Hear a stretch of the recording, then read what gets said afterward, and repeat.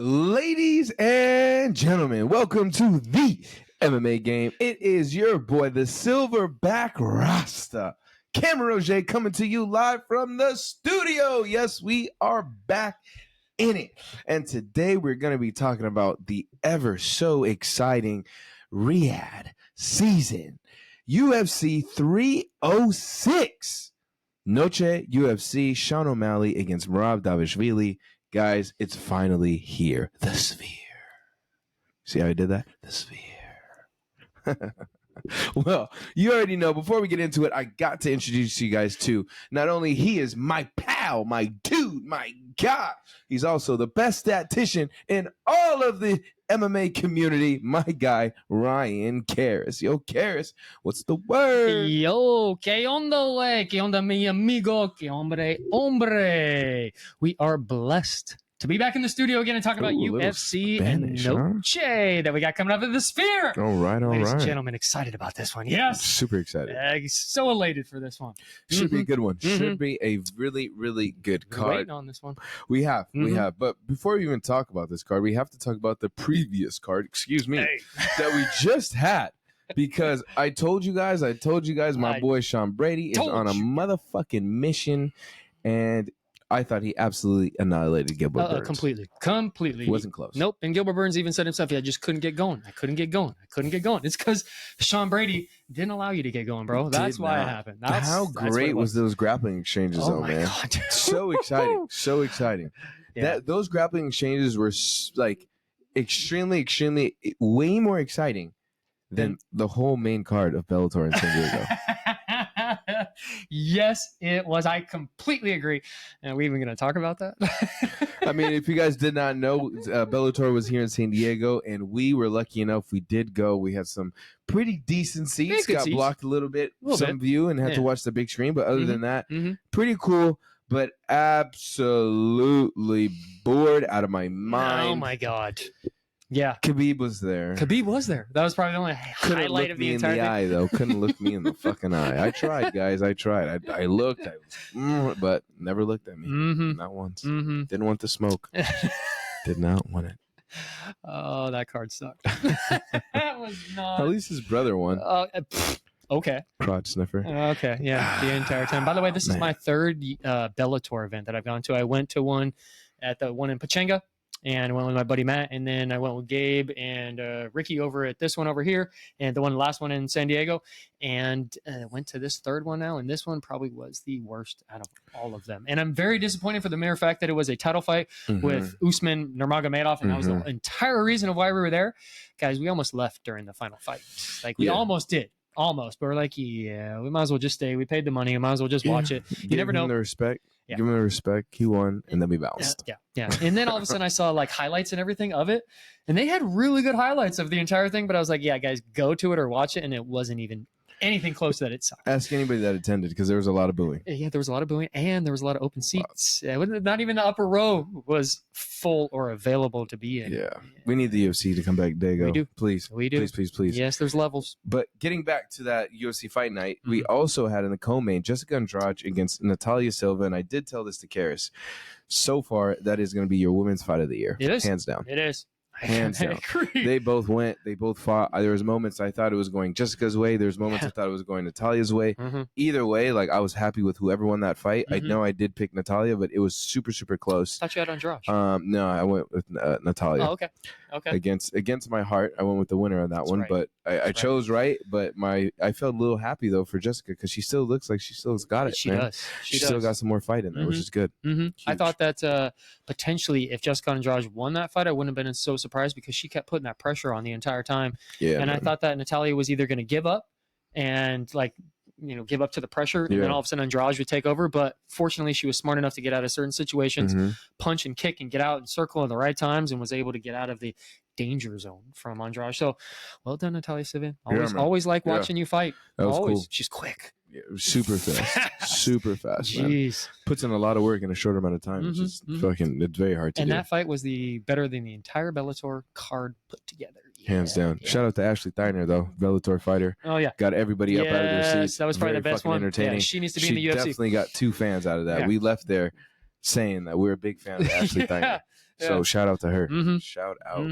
UFC, pick her up quickly, please. You got to probably wait till her contract's on Bellator. That's true. Is there any other fights that you did want to mention off of the past fight night before we dive into Noche? Well, the one that was the you and I picked was Kyle Nelson versus Steve Garcia. Steve Garcia won that fight. He just put a little bit too much pressure. And then was it on the prelims? Was it on the prelims? Yes, it was on the prelims. The Jacqueline Amarim and the Vanessa Demopoulos it was good. fight. It was a good fight. It was a good fight, but there was a controversy at the end because how you say her name? Amarim had her fingers in the back of Vanessa Demopoulos' gloves, and she's saying it as it's about to happen. She's, her fingers in my gloves, her fingers in my gloves. The ref looks over right as she put her fingers in the gloves. She put it to the back of her head, and all of a sudden then got that arm bar in and was able to get in a position because she had her fingers in the gloves. They showed a post later on ESPN how bad her fingers were in, and it was deep. It was down in there. So I'm assuming they're probably going to go back over the fight and look at it and probably call it a no contest. At least I hope they do. Well, if they would have done that, it should have been done after Right the fight. away. You give it a couple days, man. So unfortunately, you should have just fought through the situation and then complain. She did, because then she lost. I'd throw a fucking elbow right to the back of the head and be like, well, she's grabbing my shit. So, I'd kick her right in the... So this kind of has to do with the VAR, the VAR that I'm talking about, to where if they stop the fight and it goes done, then the referee can then go back and look and be like, oh, there was a penalty, by the way. We need to start them back at the position there or start the fight over. Don't they have refs outside the cage doing that already? But they can't stop it. Like, it ended, and then they should be able to look at it and be like, you know what? We made a mistake. Let's get back in it and finish this fight because there was a mistake and there was a foul, and they didn't call it, and so therefore the girl won versus doing a no contest. They should have just started from there. Yeah, that's interesting. Yeah. That's interesting. Well, maybe they have some adjustments that could come in the future to help that out, because that could be a problem. That could be a big fucking problem. Anything else? Other than that, no. Yeah, it was pretty good. It was a good card. I was happy with it. It kept me entertained, I should say. Yes. Unlike a live event that I went to. We were at the live event and we were watching the UFC while we were at the live event. Kind of rough. But other than that, we could talk about something big. So yes, guys, this next UFC 306 will be at the Sphere. It's going to be something that, hear me out, I think if you're going in person, it's going to be a fucking wonderful event. Yeah. For us watching it on TV, it's going to be the same shit. Yeah. It's going to be the same shit. I don't know how they're going to do what, but I'm excited to see what they do with it. Yes. I think it'll be fucking sick. Yes. Regardless of what I know, I think Dana has a plan up his sleeve that we're going to get a big announcement too on a UFC Noche. During it, yeah.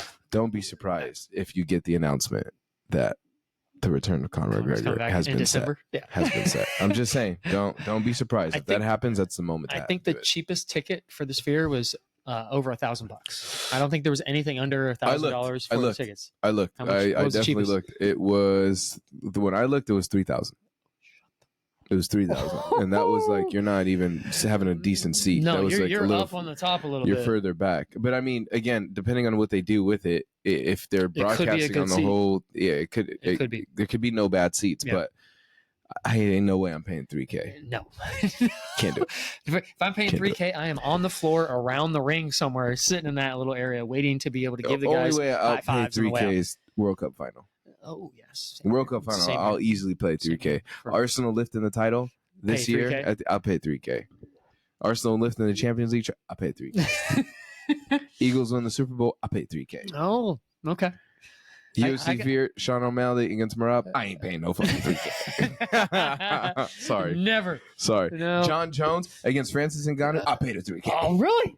I paid $3,000. Tom Aspinall against John, I paid $3,000. Conor McGregor versus anybody?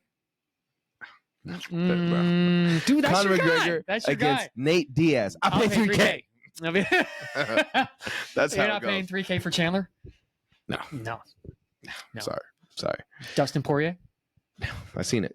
You saw a leg break. You only saw a minute though. Seen it. Don't need to see it again. Okay. Conor McGregor against Max Holloway. I pay $3,000. I pay $3,000. I pay $5,000 for that. I pay $3,000. Yeah, I'd go in dead on that one. Conor McGregor against Jorge Masvidal for the BMF. I pay $3,000. Ooh. Come on, bro. Ooh, the blessed man forever. Come on, man.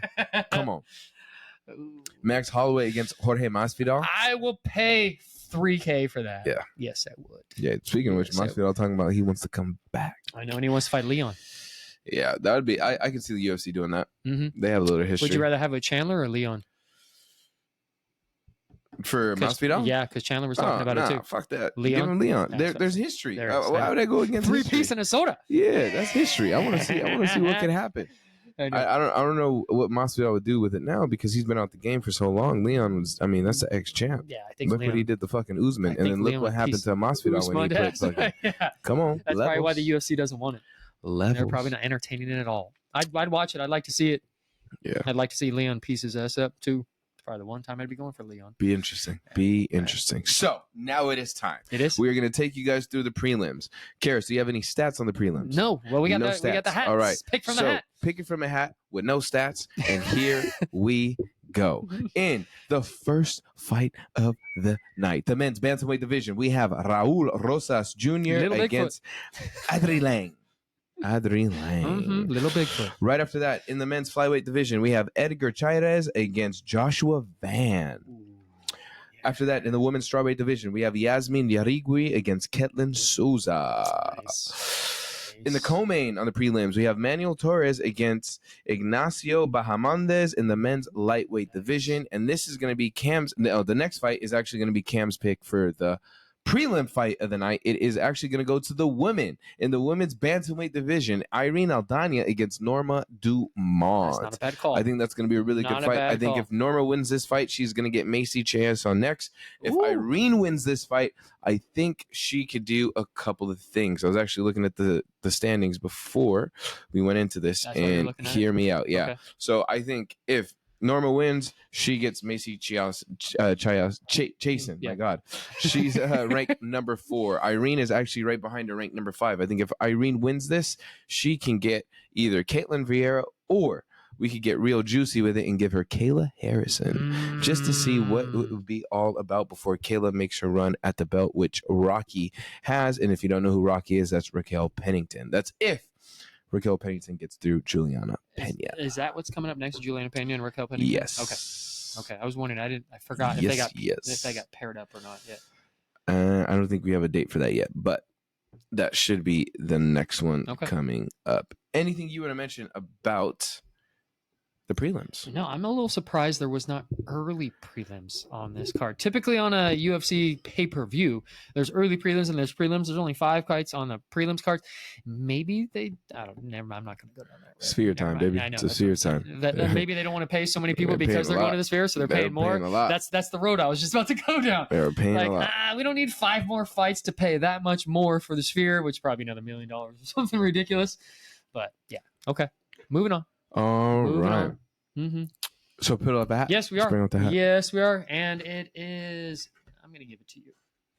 I'll let you. You got fans and yourself. Then we got me. Oops. Put that right back here. Oops. Rejected. Just like Joel Embiid does for the Sixers.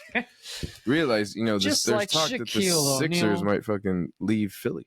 Really? And go to Jersey. And if that happens, Cameron will be shopping for a new NBA team. But for now, the fans, you guys have Raul Rosas Jr. Little Bigfoot. That is going to be your pick. So he is starting off the card.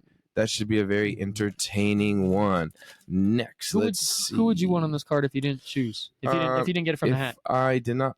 Well, if I'm not picking, I would probably take Norma Dumont. And guess what? It's just my luck that I did not get Norma Dumont. I got Manuel Torres. He's in the co-main. That's a good one. So that should be another decent one, even though I think Ignacio may pull that one out. But we shall see. Does it show who's favorite? It does not, mate. Okay. So I got Yarigui. Oh, okay. Not bad. Yasmin Yarigui against Ketlin Souza. Okay. They're both coming off wins, so that should be entertaining. Ooh, she's 11-1-0. All right. Not bad pick. Not a bad at all. So, moving forward into the main card. Kicking it off in the men's flyweight division, we have Ronaldo Rodriguez against Ode Osborne. Ode! Yes! In the flyweight division of 125 pounds from Jamaica, Ode, the Jamaican sensation. Osborne is the underdog. In this fight at plus 114, he's 32 years old, stands at 5'7", and this fighting style is a striker. He has a professional record of 12 victories, 7 defeats, 5 wins by KO, 4 wins by submission, and 8 first-round finishes. He has 9 UFC fights, 4 victories, 5 defeats, unfortunately, coming off of his submission defeat from Jafel Fialo. How do you say that? Filo? back in March of 2024. From Mexico, we have Ronaldo, Lazy Boy Rodriguez is the favorite in this fight at -135. He's 24 years old, stands at 5'6", and his fighting style is a striker. He has a professional record of 17 victories with 2 defeats, 7 wins by KO, 3 wins by submission, and 3 first-round finishes. He has 1 UFC fight, coming off a submission victory over Denise Bandar back in February of 2024. I'm going with my heart on this one, and I'm going with O'Day, the Jamaican sensation Osborne. He needs to win this fight, bro. I think he's lost his last 2.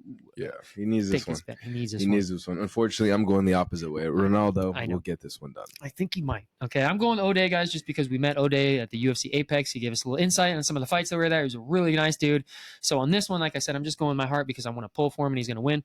But if Ronaldo wins, I'm not surprised he is the favorite in this fight. But it's not that much. So it's not too much. But the next fight is actually going to be Cam's pick for fight of the night. Yes, I know. It's good. Once you hear the other fights coming out after, but I just think this one's going to be really special because one of these fighters is, to me, really, really, really special. And his name is Daniel Zellhuber in the men's lightweight division. He'll be taking on Esteban Ribovics, who's also no fucking joke. Wow. I think this will be your fight of the night contender right there. It can be because the fight after this can be very close also, but I would say that this one has a little bit of a better chance because it's going to stay on its feet, most likely. Because in the lightweight division of 155 pounds from Argentina, Esteban El Gringo Ribovics is the underdog of this fight at +185. He's 27 years old, stands at 5'10", and his fighting style is a striker. He has a professional record of 13 victories with 1 defeat, 7 wins by KO, 5 wins by submission, and 7 first-round finishes. He has 3 UFC fights, 2 victories with 1 defeat. Guess when his first loss was? Yes, it was his first UFC fight. I was going to say 5th. Coming off of a KO victory over Terrence McKinney. Ooh. This was that head kick that you and I said that was a bad one. You need to be out for a little while. I remember that. And remember that. That's how I remembered this dude was because of that one. And that's why we're saying this dude's going to be a problem for Daniel Zellhuber. From Mexico, Daniel Golden Boy Zellhuber is the favorite in this fight at -225. Of course. He's 24 years old, stands at 6'1", and his fighting style is freestyle. He has a professional record of 15 victories, 1 defeat, 7 wins by KO, 3 wins by submission, and 5 first-round finishes. He has 4 UFC fights, 3 victories, 1 defeat. Again, I bet you can guess when his first loss was. 10th. Yes, it was his first UFC fight. He's coming off a decision victory over Francisco Prado back in February of 2024. Okay. A good little fight on that one. And I'm going with Golden Boy Daniel Zellhuber on this one. Same here. Scary, dangerous, very, very good hands. Yeah, year 2.0. Oh, God. Yes. Yeah, he's good. Yeah. That guy's real good. But I'm going to give a little disclaimer that I will not be surprised if Esteban El Gringo wins this fight just because he's coming off that real knockout and he's just coming in hot and you just never know, especially in the sphere. But Daniel Zellhuber should win this fight. Yeah, it could go either way. That one could go either way, but expect a really, really good fight. Yes, hands down. The fight of the night. This one should be the fight of the night. Yeah. The next fight, though, is really fucking juicy. It's 2 guys that I think we both really, really admire. Yes. It's going to be probably hard for us to pick a side on this one, but guess what? We're still going to fucking do it. In the men's featherweight division, we have the return of Brian Ortega against Diego Lopes. Holy fucking shit. Yes, we're getting this one back. Cariss. You're getting this one back in the featherweight division of 145 pounds. From Brazil, UFC's number 12 featherweight ranked in the world, Diego Lopes is the favorite in this fight at -175. He is 29 years old, stands at 5'11", and his fighting style is jiu-jitsu. He has a professional record of 25 victories with 6 defeats, 10 wins by KO, 12 wins by submission, and 15 first-round finishes. He has 5 UFC fights, 4 victories with 1 defeat. I bet you know when that 1 defeat was. Yes, it was his first fight in the UFC again. Coming off a decision victory over Dan Fidike Ige back in June of 2024. That was the time where he lost a fight, then had a fight, then lost a fight, then had a fight. And Dan Ige did it within 4 hours to step up to be able to still have a fight, and Dan Ige almost beat him in that 3rd round. If it kept going, Dan Ige most likely was going to win that fight. That was the Apex, right? It was. Yeah. It was.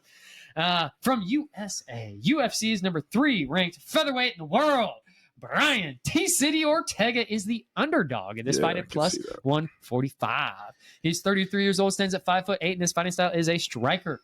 He has a professional record of 16 victories, 3 defeats, 3 wins by KO, 8 wins by submission, and 4 first-round finishes. He has 12 UFC fights, 8 victories with 3 defeats, and 1 no contest, currently coming off of a submission victory over Yair Rodriguez. That was dope. Back in February of 2024. That was fucking dope. Yes. I kind of know who you're going with, so I'm going to start off this one. I'm going to go with Brazil, UFC's number 12th ranked featherweight in the world, Diego Lopes. Not a bad choice. And trust me, guys, this is a hard one because I'm not the hugest T-City fan, but I am a T-City fan for the simple fact that he's been around forever and he's a stud and he can beat anybody. The only people he's lost to, guess who? My dude, my brother. Yeah, go ahead.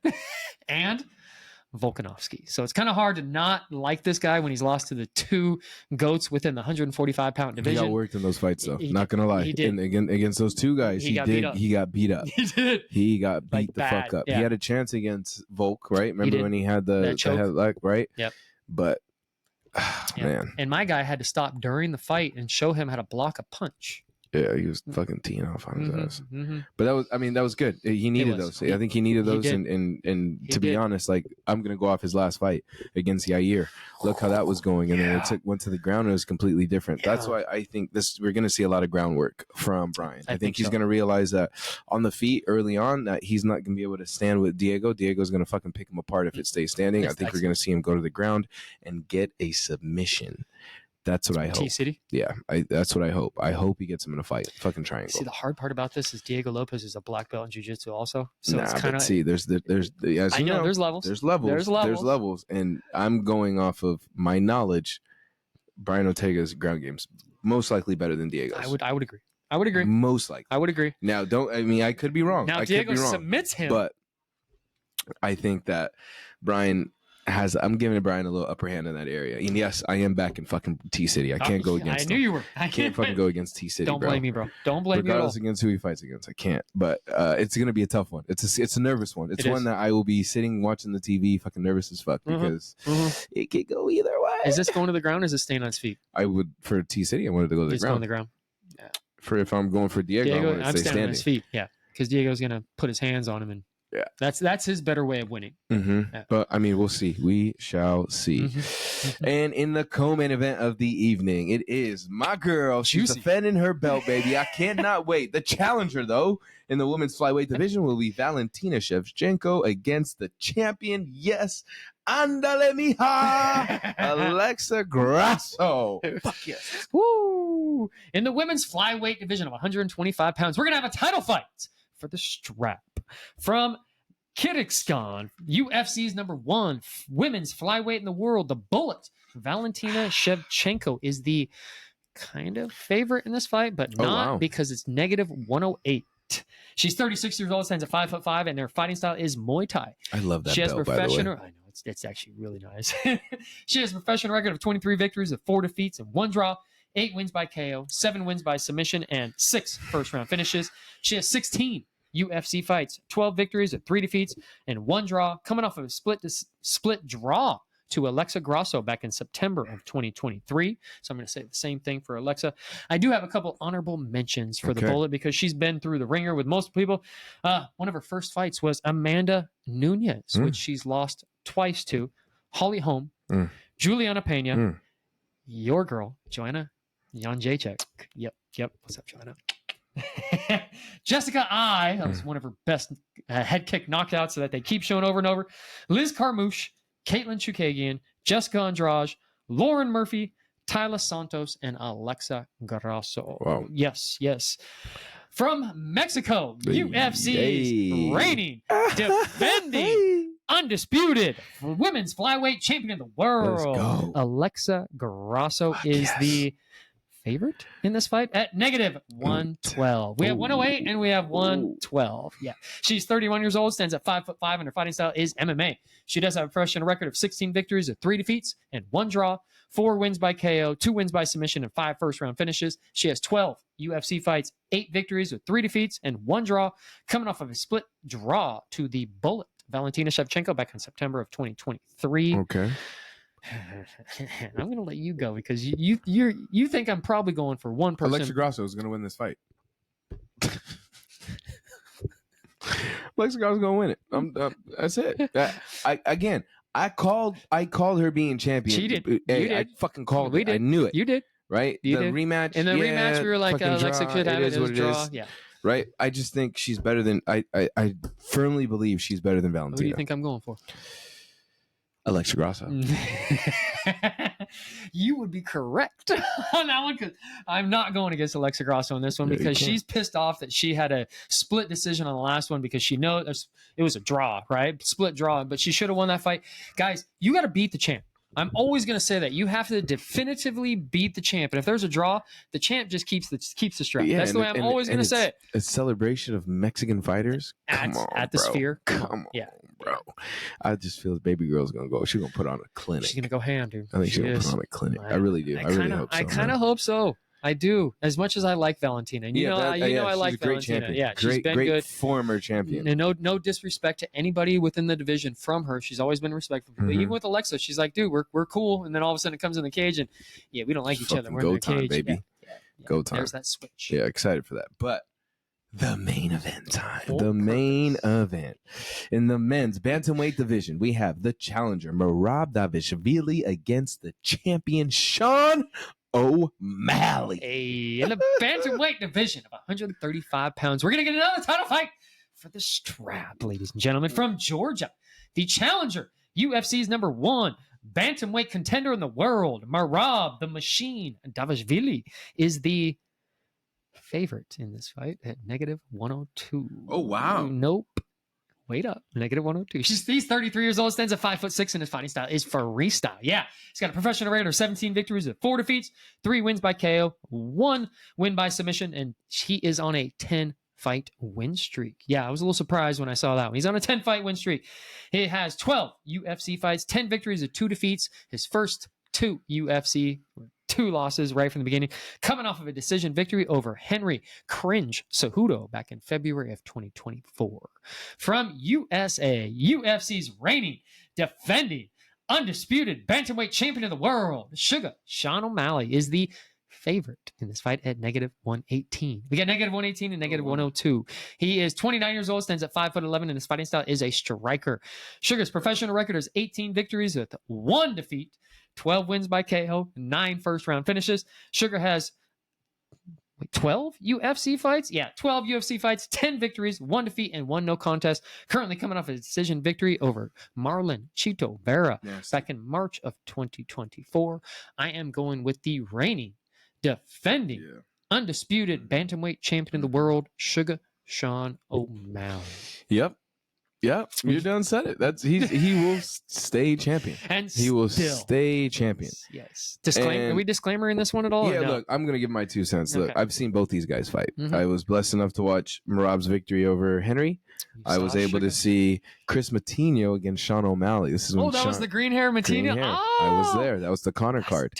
Dope. So having seen both guys, right? I think for Sean to get it done, it has to end in the second round. He can't let it go 5. Good point. Can't let it go 5 because if it goes let the machine 5, keep going. obviously we know Merab has a great gas tank. Yep. I think that could pose an issue because we haven't really seen Sean get tested further on, and I worry about that. I don't know Sean's gas tank, but I know that man can outbox. He can. I know fights start standing up. I know he could touch Merab and he could put him out. So my thing to Sean is get it done fast, get it done early. Right. Get it done early. Because if Merab gets going, he could be a fucking problem because Merab doesn't have a stop button. No. He just goes. It's the ground game too. I don't want it to get into the ground. It can't go to the ground. It can't go to If it goes to the ground, he's got to get back up immediately. Otherwise, he's going to get held down on that ground. And I think him obviously having that win over Aljo, I think that's a huge confidence boost for Sean. Yes. And again, I think he could put Merab's lights out. I think so. I fucking know so. I know he could put his lights out. This man is by far the second best boxer in the UFC because #1 will go to the one and only Max Holloway. So he's the second best boxer in the UFC. Thank you for the credit. And I just feel like Sean right now, his star is fucking rising. Oh, huge. And he a is win huge at the Sphere in dramatic fashion could really make him just even more skyrocket. He's not going to be a Connor. No, Connor. I think Connor's he's in a different. They're trying to say he's close to Connor. I but go think ahead. he would put him close to Alex Pereira. I think Pereira is the closest right now to Connor. Good point. Well and I would played. put him in that next echelon right there. Just a lower weight class. Just a lower weight that's class, about but it. I think he would have as much pull as Pereira. Because right now, Pereira is the guy. He's the man. He's the guy. Yeah. You want to go up? You want to go down? What do you want to do, You Pereira? wanna fight? Yeah. Hey, that's Pereira. People are watching. He's a man that you could count on. Yeah. And I think Sean's going to be that next guy because he's not only a man that you could count on, but he's a man that you could count on and fucking wins. Yes. Yeah. Wins. I think you said it exactly like it needed to be said. He's got to take him out within the first couple rounds. If he goes 3, it gets great, scary. but It gets dicey. Yes. 3 Because, gets dicey. yes, because if you can't stuff those takedowns and all of a sudden you're around 3 and he stays on your leg and just humps you for a while, it's going to be a long fight for you, Sean. It's not going to be nice because Merab's not going to be throwing punches. He's just going to try to keep you down and stay in position and just try to win by winning rounds. He's not going to try to take you out. He's not going to try to choke you out. He might try to choke you, but he's not going to get to that position. Right. And he's just going to try to get to the 5th round and see what he can do is about winning each individual round. And it's not going to be, I don't think it's going to be that entertaining of a fight. I'm sorry. It might be if he knocks him out in the first 2 rounds. That's why it's going to be entertaining.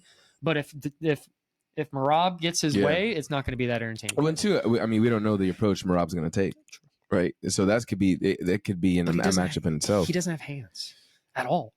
Like who's he fought that you're like, oh yeah, I remember you knocking this dude out. That you're like, yeah, okay, cool, yeah, you can stand with one of the best strikers within the division, second best striker. We'll look at it right now. So Merab, his last 3 fights, right? Yep. Henry, unanimous decision. Peter Yan, unanimous decision. took him down. Jose Aldo, unanimous decision. Took him down. Who's after that one? Just gives me 3 on UFC. Okay. Interesting. See, but all those, he held everybody down. He didn't really go for the finish. And Jose, you saw him against the cage, just kind of hanging out there, being like, "What do you want me to do? He's just holding me here. Like I can't get up. He's that good of a wrestler that I can't get up." It's just the gas tank for me. Yeah. The gas tank gives me problems. But I think Sean gets through this, and then he gets the one that would probably take him over the edge, and that's Umar. And if he could beat Umar, he could talk so much shit to Conor. Oh, he can say whatever he wants. He would probably be, because it could be. Yeah.